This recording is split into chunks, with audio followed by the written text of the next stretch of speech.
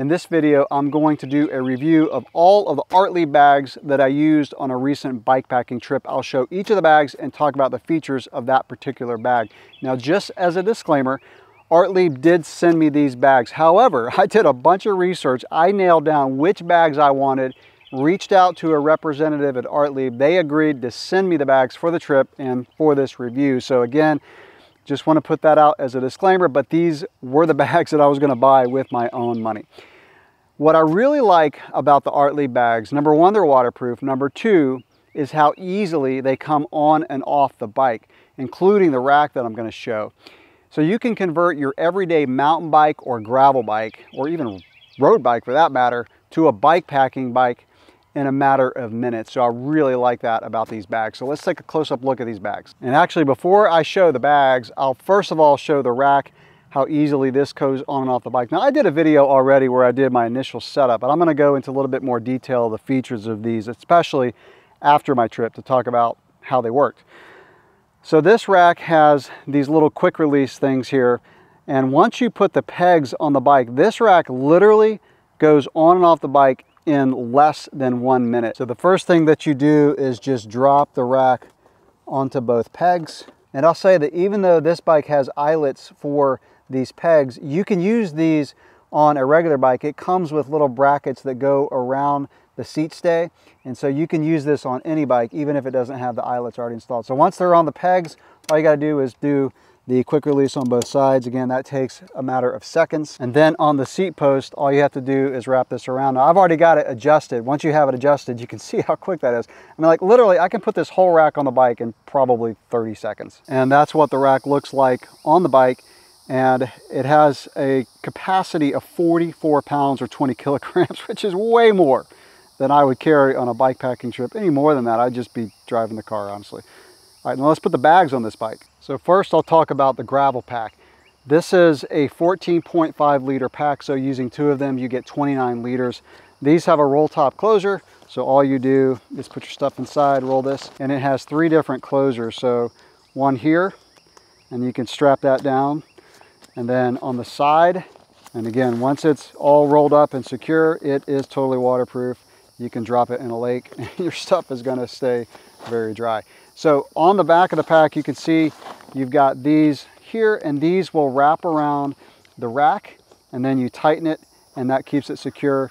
And these hooks will also drop on top of the rack, and to lift it up, you'll see when I pull the handle, these kind of pull back. So all you have to do to take it off after you undo these is just lift up on the handle. Just drop it down on top of the rack, and then you just rotate these, tighten them down, and it's on. So each bag, I would say, takes about 10 to 15 seconds to put on the rack.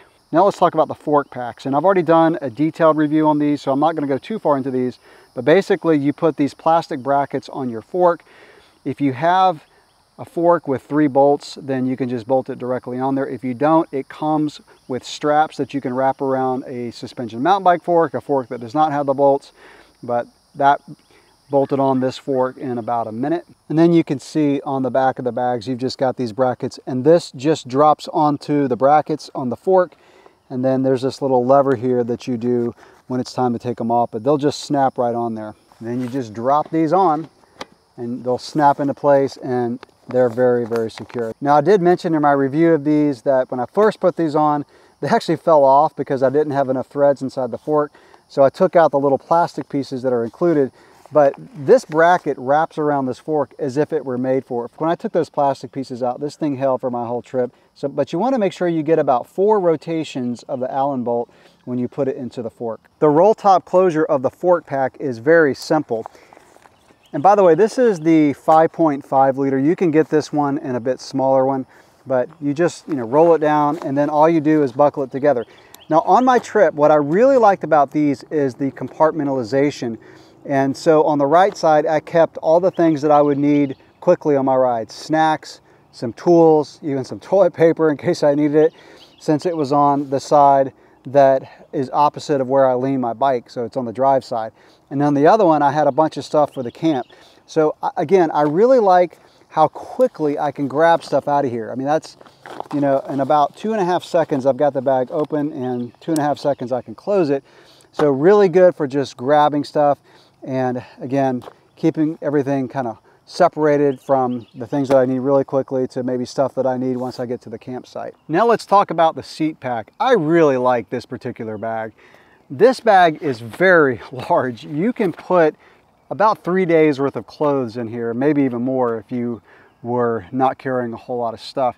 In fact, if you were doing like a credit card camping trip for a few nights, in other words, staying in a hotel, you probably could put all of your stuff in this one bag. It is that large.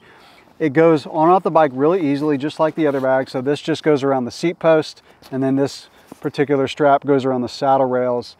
My son and a friend of his did a one-night bikepacking trip a few days ago, and they put all of their clothes, both kids put all of their clothes in this one bag, and they were fine.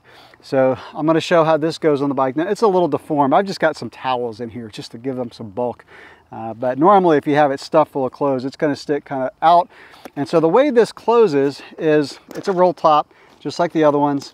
And then once you roll it, you just clip the buckles onto the orange straps, and then it is secure. It's waterproof. And this is one that you definitely want to be waterproof, because if you're riding in the rain, unless you have fenders, this is going to get wet. But that's how it closes.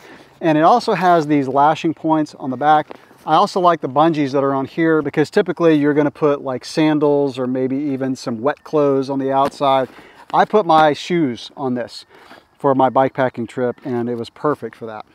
So let's get this on the bike. So that's the seat pack on the bike. Now I will mention, this particular saddle I put back on the bike after my trip, and I just realized that it does not have normal rails. I'm actually getting ready to sell this bike, and so I could not strap those straps. You have to have a normal saddle. Just want to mention that. But what I like about this bag is it did not move around. I've heard some people say that seat packs can wag around when you're out of the saddle. Unless I was like sprinting, which you typically don't do on a bikepacking trip, the bag stayed very secure. Again, it did not move around. Now what I did on my trip was I actually strapped my underquilt. I use a hammock. I strapped it right under there, so it just kind of rested here on top of the rack, and then I used some straps to strap it onto the rack, because the underquilt was quite large and I did not want to try to fit it into a bag. So when I was bikepacking, I put my top quilt in one of these bags and put a whole bunch of food and other things in the other gravel pack. My stove, water filter, anything like for cooking or water, I put in the other one, and it worked out very well. And now onto the frame pack. So the frame pack just goes on the top tube, and this is a top tube frame pack. They make one that covers the whole triangle, but this is just a top tube. And this is actually one I did not use on my trip, and I'll explain that coming up in a minute. So all you have to do is just strap it on.